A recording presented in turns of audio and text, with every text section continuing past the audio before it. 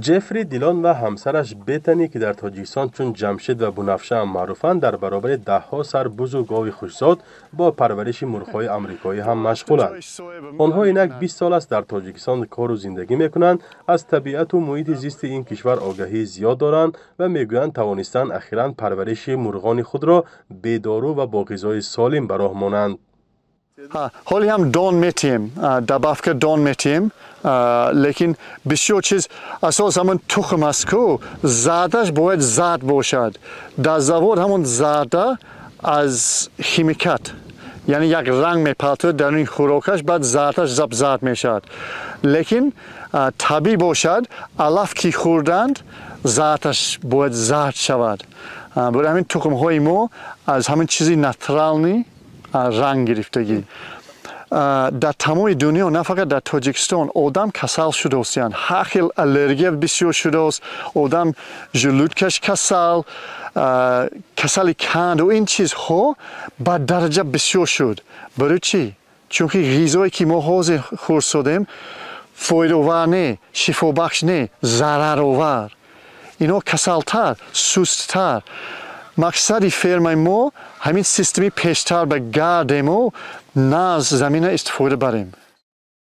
جمشید میگوید که با این اصول پرورش کردن مرغ و چاروا البته به نرخ آن هم تاثیر میکند، ولی باور دارد که نتیجه نهایی آن مهمتر از قیمتی پرداختی امروزه می باشد. ما میدانیم در تاجیکستان است شیر نرسیده است.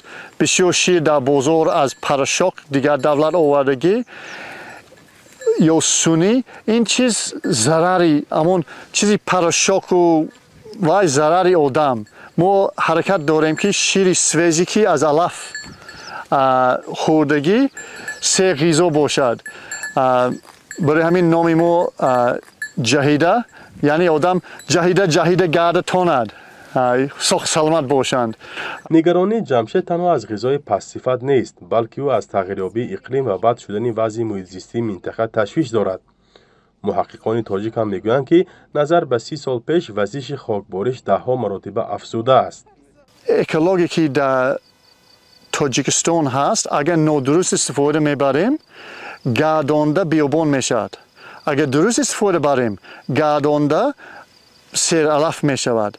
حوض حالت تاجیکستان بسیارتر طرفی بیابان و گشتسال است. من چکل دانم این سال اگر طرفی جنوب رفتگی باشد اینجا هم تاثیر کرده است، خاکباریش هست.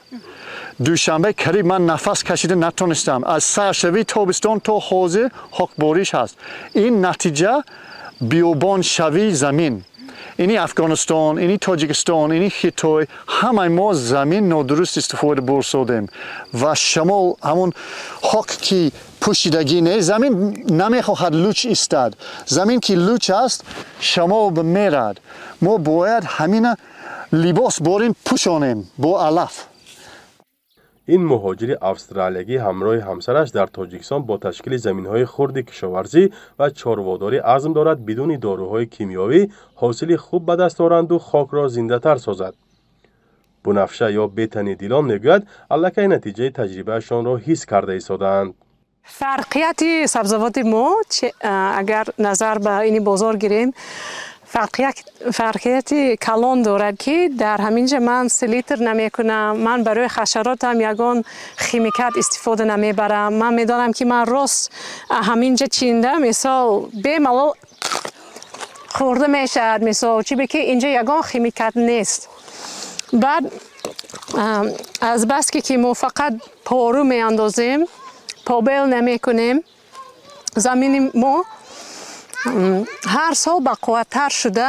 همون ویتامین خودش مینرالی که در درون زمین هست با واسطه میکروبی فایده آور همون مینرال ها به ما میتید.